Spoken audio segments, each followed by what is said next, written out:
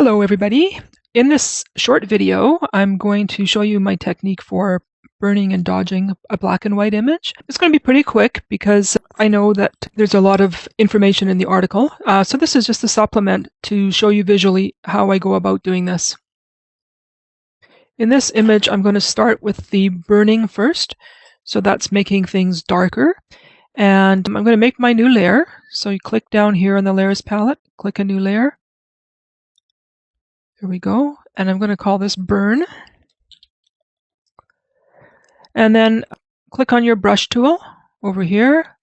And here just make sure it's around 20 to start off with. 20. And then pick a neutral gray color. Could be anything, lighter, darker. I usually start off a little bit lighter. It's easier to make things darker than to have to lighten them up a little bit. So then on the burn layer, I look at my image and I'm going to say, what are the brightest parts of the image that I don't want to be distracting to the viewer? So if I make my brush larger, right away I see this area in here. I forgot to turn my layer on to burn.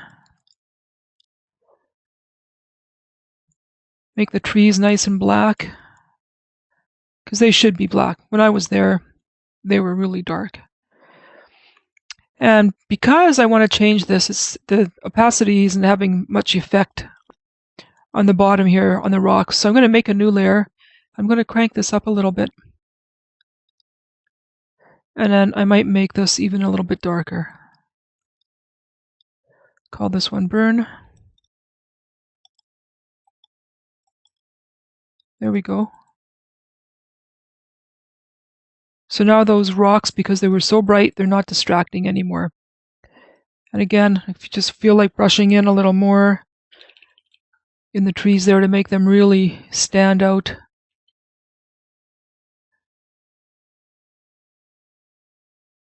That looks pretty good to me. So now I'm on to my dodging, which is going to make these things brighter. So I can call this dodge. I'm going to go back to my 20% for now and make the color just a little bit lighter. And let's see what happens. I want to create that visual path for the eye. Didn't stay. Color dodge. There we go. So just to brighten things up a little bit and give the viewer some kind of indication of what our main subject is. So I'm just painting on gray in dodge mode. I can make my brush a little bit bigger. Really brighten that up. Now I think that foreground hill needs to be a little bit more dark, so I can go back to color burn with a big brush. And just burn that in some more to add some contrast.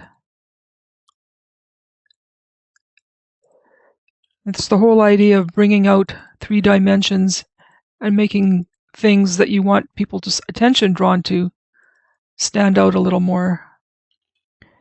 And I still could make that a little darker.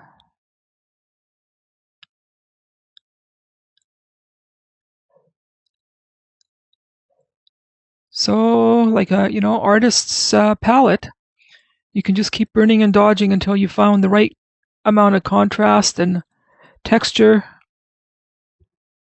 and blending.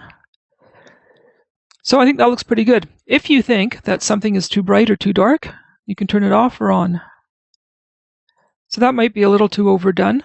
So if I go up here to the opacity of my layer, I can just drag it a little less opaque. I just want it to pop a little bit, just really subtle. And then of course I can make a group.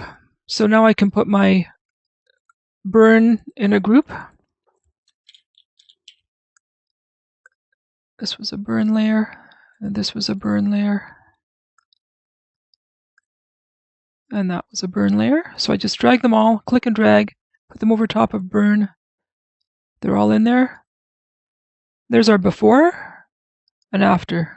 Before and after. And of course, dodge. Didn't really do too much there, but it still works.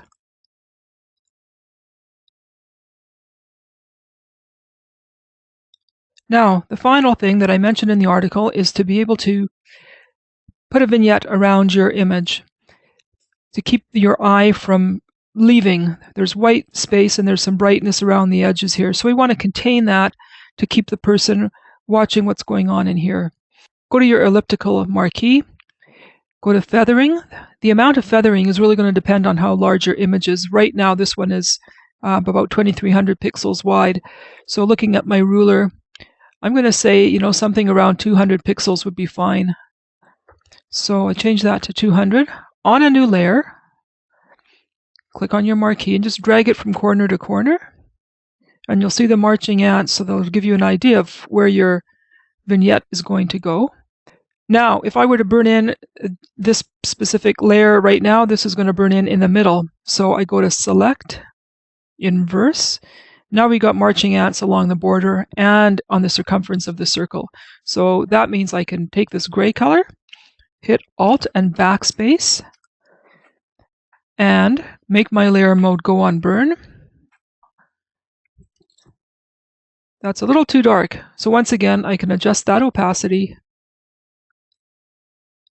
Just a subtle framework. And even within this, if I think it's still a little bit too dark, I can make another layer, use the same marquee tool without selecting inverse, putting some gray in there, and then turning this on to color dodge. It did do the job. And let's just turn that back a little. Just a little more pop. And Control D to deselect. So that, my friends, is burning and dodging my way. I'm going to save the image, post this one on the article. So I hope you enjoyed that. If you have any questions or comments, absolutely leave them for me. Try to answer them all. And you can always send me an email if you want to talk offline about burning and dodging. Thanks for watching.